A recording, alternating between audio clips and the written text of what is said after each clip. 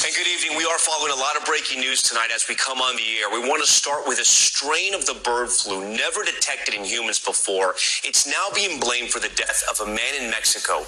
Here's what we know right now. A 59-year-old man died back on April 24th. The World Health Organization says he died after contracting the H5N2 strain of the virus. But they aren't exactly sure because he had no previous exposure to poultry or to other animals. They're not sure how he got it. His death came a week after developing a fever, shortness of breath, diarrhea, and nausea. The organization adding he did suffer from underlying health issues. The announcement comes as an outbreak of a different and more common strain of the bird flu was detected in a number of dairy cows in the U.S. There have also been at least 3 human cases tied to the H5N1 strain right here in the U.S., all connected to farm workers. These are the symptoms for the avian flu strain currently circulating around the U.S. It includes fever, sore throat, eye redness, among other symptoms similar to colds. There are a number of questions tonight, including if this new strain has made its way into the U.S. Ahead, we speak with a doctor about the risks, but first we want to start with NBC News correspondent Sam Brock, who joins us tonight from Miami. So, Sam, talk to us about this case that we know out of Mexico that we're covering tonight. You know, the weird thing is here is that he was not in any contact with any livestock or poultry, so they're not sure how he got it. Do we know if he was in contact with lots of other people? A decent number of people, Tom. And so the World Health Organization says this 59-year-old had about 30 contacts. 17 of them were at the hospital. One of those people reported having a runny nose, but Tom, not one of them tested positive for this strain of the avian flu. Now, here's what's interesting. There were 12 other contacts near that man's house. They said that 7 of those people were symptomatic, 5 asymptomatic. It's not clear exactly what symptomatic means, but again, none of them tested positive either. Now, were the 7 symptomatic at one point contracting a strain of this virus, but it just didn't affect them the same way, and they didn't test positive by the time the testing actually proceeded, or did they never get it at all? Not clear. But among almost 36 contacts so far, this man is the only one to actually test positive for this strain, H5N1. So what do we know about this new strain, right? And how is it different from what's been circulating in the U.S. in our livestock? Sure, and I should say, H5N2 is the version in Mexico. Right. H5N1 is the version in the United States.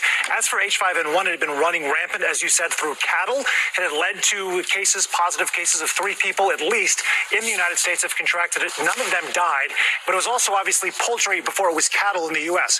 When it comes to Mexico, so far, the only cases have been in poultry. And again, as you mentioned, Tom, this had not been detected in a single human anywhere in the world until now. It's the only case, and he has died. But there is a backstory to this. That 59-year-old man, according to his relatives, Tom, was bedridden for some 3 weeks with other conditions, right, unrelated to the acute symptoms he experienced from H5N2, but then also had underlying medical conditions and then reports these symptoms. So is this a function of his medical health, or is it a function of the strain itself? That's what scientists right now are trying to determine. And the weird thing is, if he's been bedridden for all those weeks, how did this guy get it?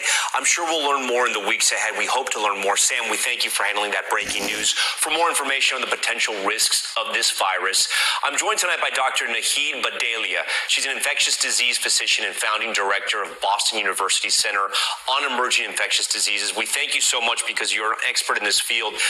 I first want to be very transparent with our audience here. We do not want to scare anybody, and I don't want to scare viewers out there because we're just getting out of the pandemic, right? So, doctor, if you can kind of walk us through this, what do we need to be concerned about, if anything at all, tonight? Well, Tom, I wanted to start by saying both in the case of H5N1, which is circulating here in the U.S., or in the case of H5N2, the risk to the general public, as of now, still remains pretty low. For H5N2, the infection that just happened in Mexico, we don't even know if it can be transmitted human to human yet. As you said, this is generally a virus that goes from poultry or birds into humans. Of course, what's strange about this is that this is a person who clearly didn't have that exposure. So I think coming weeks are going to tell us a little bit more. But in terms of how you protect yourself here in the U.S. with what's going on, because it's circulating among cattle and it's circulating among birds, the biggest thing to do is to stay away from sick animals. And we know that this virus could appear in raw milk before it's pasteurized, and hence always drink pasteurized milk and avoid raw milk. Those are some of the basic things that you can do to avoid that particular outbreak that's going on. Is it transmitted at all through eating beef or chicken? So there is. Yeah, there is no evidence currently that there is a risk of transmission because the USDA did a study looking at beef muscle and symptomatic cattle that they looked at, and in the 100-something samples that they looked at, only one was positive. And in most cases, in cooking, killed it. And so there's to date, nothing has been documented that shows that could be a risk. So I would not be worried about it at this point. That's good news. Explain how humans and especially farm workers get this, because from what I've read, it's transmitted from cows that are sick. Is it respiratory? Is that how it's transferred? Yeah, I want to differentiate what's going on in Mexico from this. So from the H5N1 that's going on here in the U.S. What's going on here in the U.S. is a little bit more concerning because we're seeing this H5N1 outbreak appear in the first time in dairy cattle, and it's really spreading. As of yesterday, it was 9 states and 82 farms. And of course, what the thought is that majority of that exposure is farm workers working very closely, in some cases with that raw milk that has a high amount of virus. But there is a concern that we don't know enough about how it's being transmitted on farms between animals or between animals and humans. That's why additional testing is needed to nail that down. To date, though, there is no evidence that there is sustained human-to-human transmission of H5N1 here in the United States yet. But we want to keep testing to make sure that it doesn't change. So, cattle are penned in farms. Is the theory that a sick cow, sick bull is then sold to another farm and then it's carrying the virus, the rancher didn't know this, and then it spreads that way? Yeah, the USDA has introduced actually requirements to say that if there is, if there are sick cows, that they should be tested. Now, this is not, I don't know that it goes far enough because we're not testing every animal on every farm.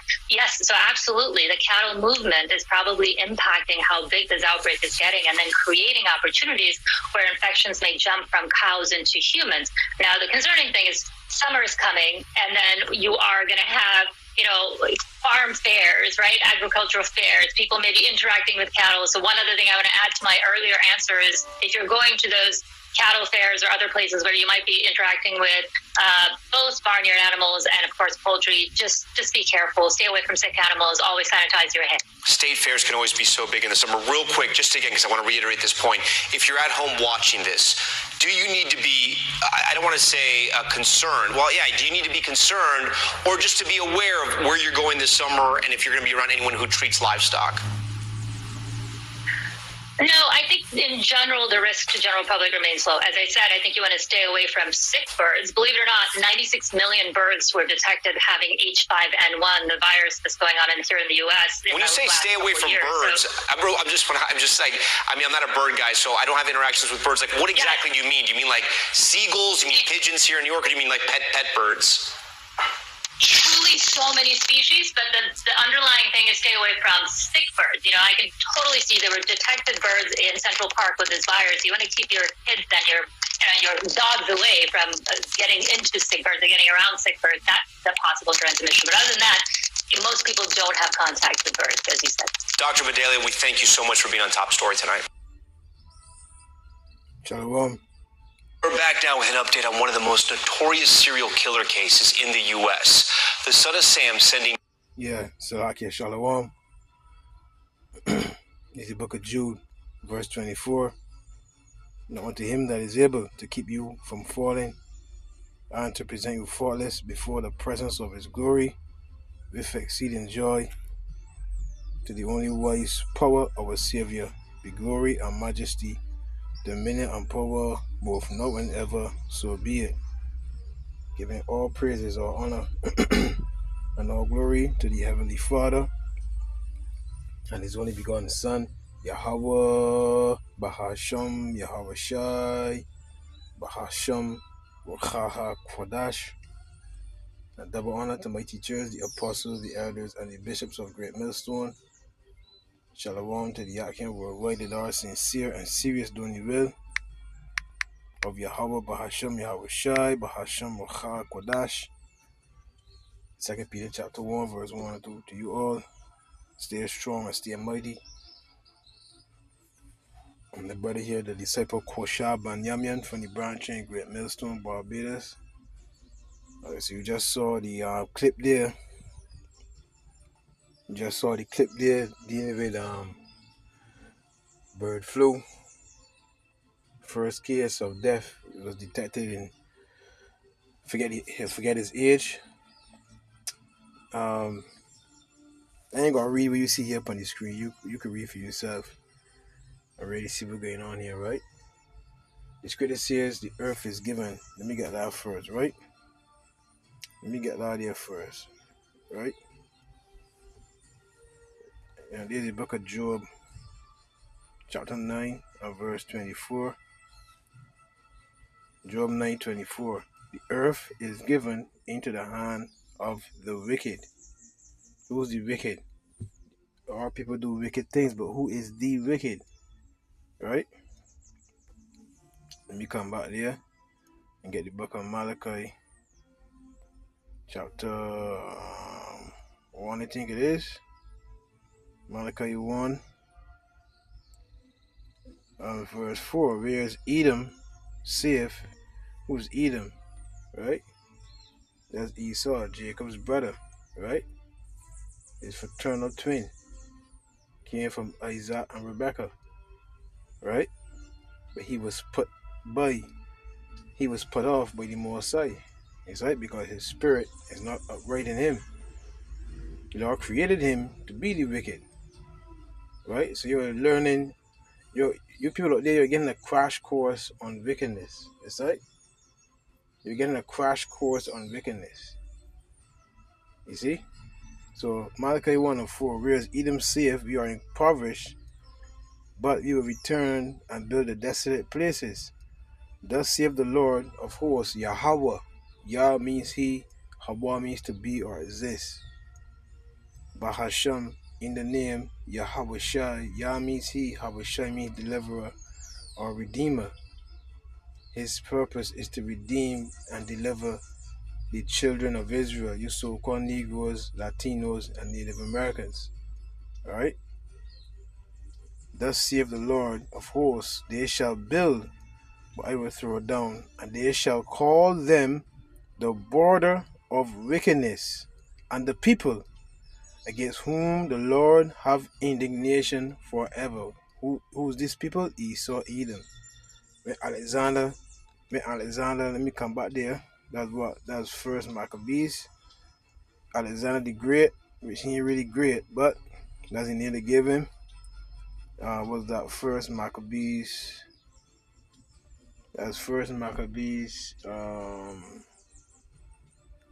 It's like a minute. I can't remember exactly, but I know the Eagles.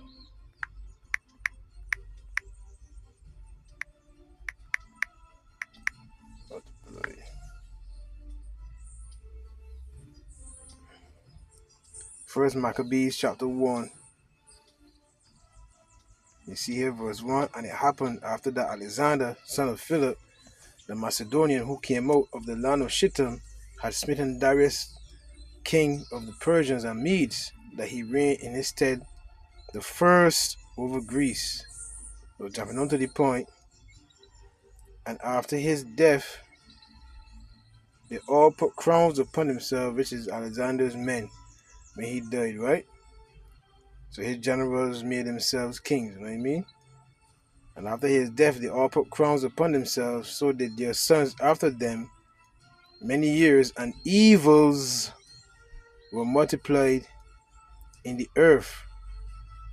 And they came out of them a wicked root, Antiochus, surnamed Epiphanes, son of Antiochus the king, who had been a Hoshis at Rome, and he reigned in the 137th year of the kingdom of the Greeks. See that?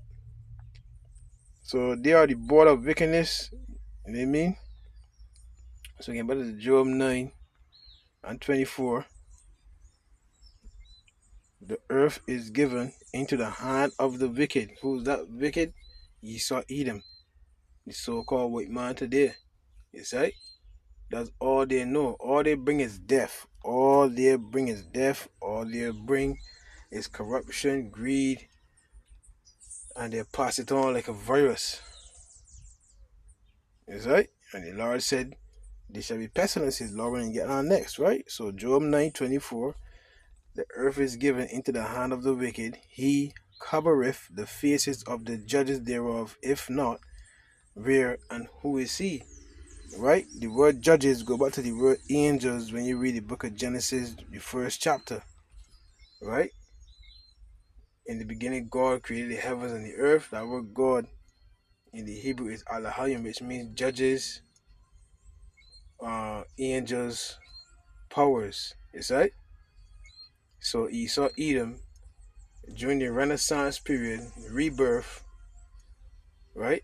After they were, after their captivity, the 1,000-year reign was up.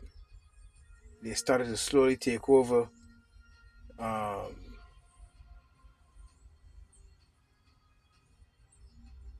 territories where Jade was ruling. Is right? Whitewashing all the dark images, and they turned our Lord and Savior from a dark skin to the white skin you see today. It's like the angels. You know what? Let me get a preset to prove that. Was that that like as first Maccabees 3:48, but then there's one in is Revelation. Was that Revelation 13? Revelation chapter 13. Let me see if I correct. Yeah, Revelation 13 verse 6, right? And let me go up.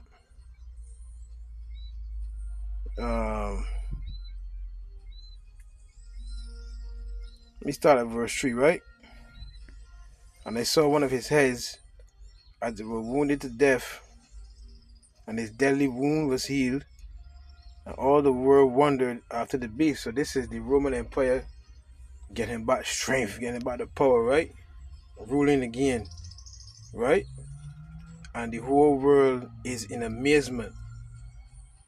The technology that the beast has, the power, the money, the accolades inside.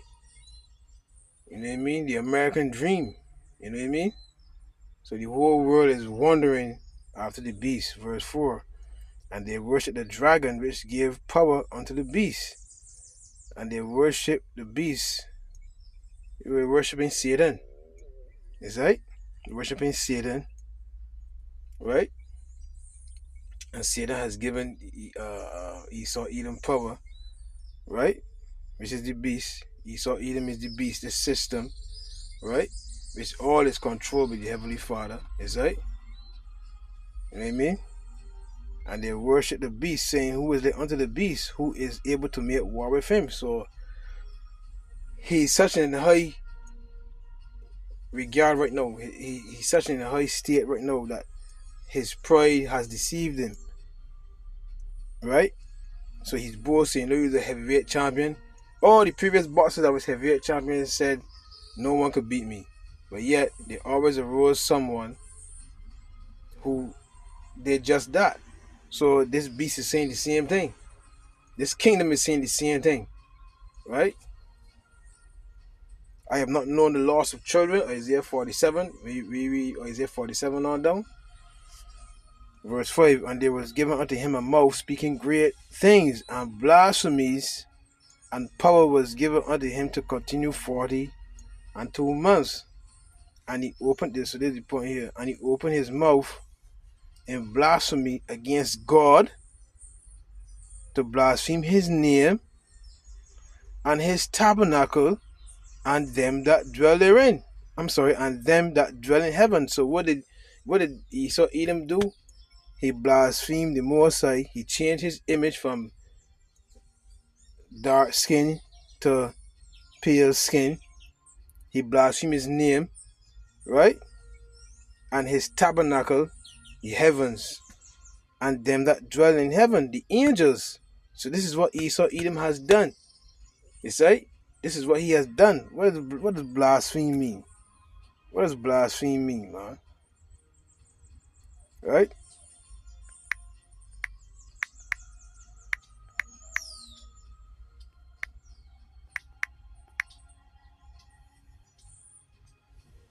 Blaspheme. Blaspheme. Speak irreverently. Ooh, Lord have mercy. Speak irreverently about God or sacred things. Speak irreverently about God or sacred things, swear, curse. You see? Utter profanities against who? Against the Most High. Let me go back to it. Against God. His name is Yahweh. They blaspheme his name. That way they change his name. Right? They change his name so we can't call by that name. So they give you all these different names to confuse us. Right? And the doctrine that comes with this name. And that we're seeing groups just preaching anything they feel it preaching, man. Is right? And his tabernacle and them that dwell in heaven. So the angels, man. So this is what Esau Edom has done. This is what he has done. You see? He blasphemed God, Yahweh, the angels. He cursed them. He speak irreverently about the Most High. So he doesn't revere the Most High. That we see the man Yuval Harari. We can make I wonder if I can find that clip. Yuval Harari. We can make God, we can do things better than God. I forget how it goes, man. Yuval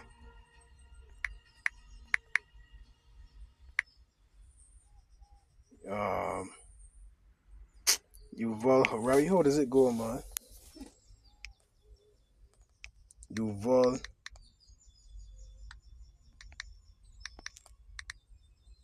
Harari. Yuval Harari.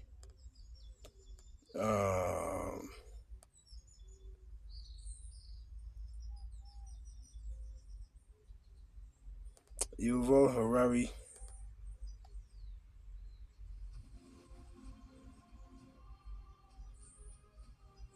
So do you believe in God? No.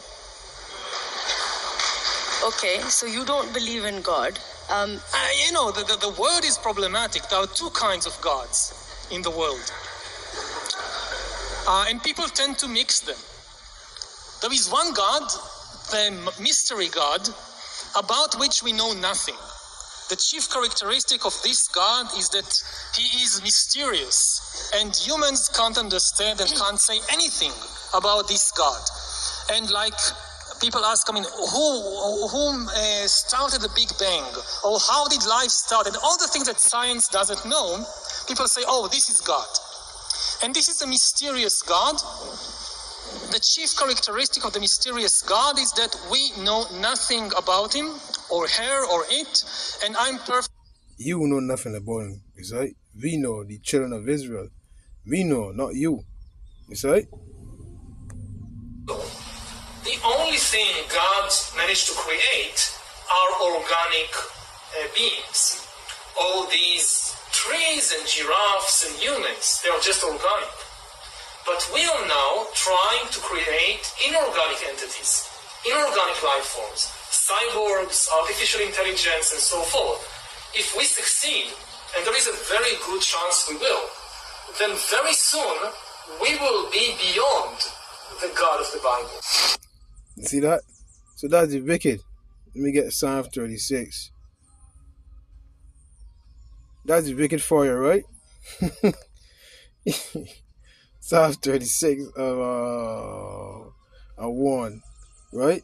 The transgression of the wicked saved within my heart, that there is no fear of the Most High before his eyes. So that shows that Cornelius can never be an Edomite, because Cornelius revered the Most High. He gave alms daily, man. Is right? Is right? Verse 2, for he flattereth himself in his own eyes, until his iniquity be found to be hateful. You see that? That's this Yuval Harari and many other Edomite lineages, man. The whole Edomite lineage, you see? And these heathens, these 70 other heathens, brother. The words of his mouth are iniquity and deceit. He have left off to be wise and to do good. You see that? Going all the way back to Cain. He was supposed to sacrifice what? The firstlings of the flock. Is that he went and do what he wanted to do, bring the firstlings of fruit. He deviseth mischief upon his bed. He setteth himself in a way that is not good. He abhorreth not evil. You see that? He don't shun away from evil. He always bringing evil. He always bringing evil. Hence why you got this picture here, right? Economic hitmen, you name it, you name it. He is the what? He is the wicked, and nothing good can come from the wicked, right? Thy mercy, O Lord, is in heavens, and thy fearfulness reacheth unto the clouds. So yeah, that's the point, right? So let me go now to what I had one here. Gone. Gone. All right. So let me go to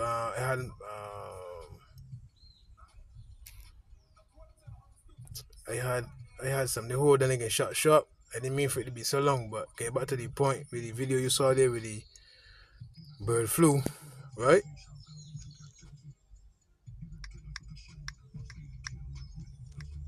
Because that's what the wicked doing, you know what I mean? St. Matthew 24. And we can start at 1, right? Signs of Hamashiach's return, right? And Yahweh Shai went out and departed from the temple, and his disciples came to him for to show him the buildings of the temple. And Yahweh Shai said unto them, See ye not all these things? Verily I say unto you, there shall not be left here one stone upon another that shall not be thrown down. And as he sat upon the Mount of Olives, the disciples came unto him privately, saying, Tell us, when shall these things be? And what shall be the sign of thy coming and of the end of the world, the end of this age? Because that's what the world in the Greek means, the end of this age. And Yahweh answered and said unto them, Take heed that no man deceive you, for many shall come in my name, saying, I am anointed. Because that's what the word Christ means, right? Anointed. It's right? But Christ, who the word called Jesus Christ, he is the anointed one. It's right? Because the disciples were anointed by the Lord, right? But there's the anointed one. It's right? And shall deceive many. And you shall hear of wars and rumors of wars. See that ye be not troubled. For all these things must come to pass, but the end is not yet. No, there's the point. For nation shall rise against nation. And that we see with the Hamas, Israel, Palestine, all these other countries fighting against one another. It's right? And kingdom against kingdom. And there shall be famines and pestilences and earthquakes in diverse places. All these are the beginning of sorrows. Is right? So pestilences will increase. Because the scripture says, and with this one,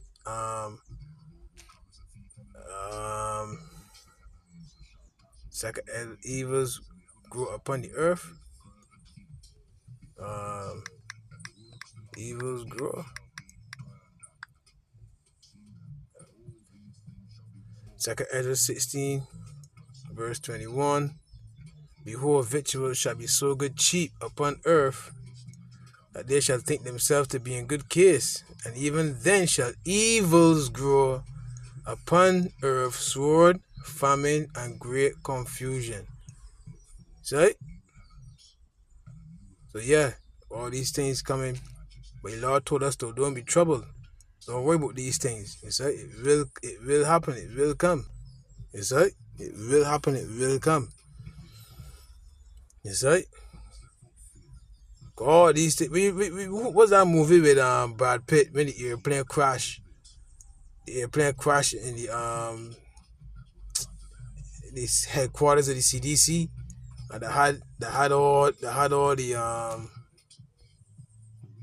diseases in the lab. When he had to inject himself with something so that the zombie won't smelly, right? I forget the name of that movie, man. World War Z, is it? But anyhow, they had all these things, is right?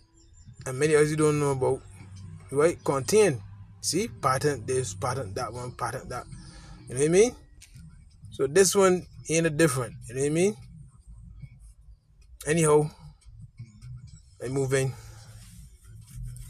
Shalom, Yahweh Ba'ashem Yahushai, Barak Thumb to the elect. Kal Halal, Yahweh Ba'ashem Yahushai. Shalom.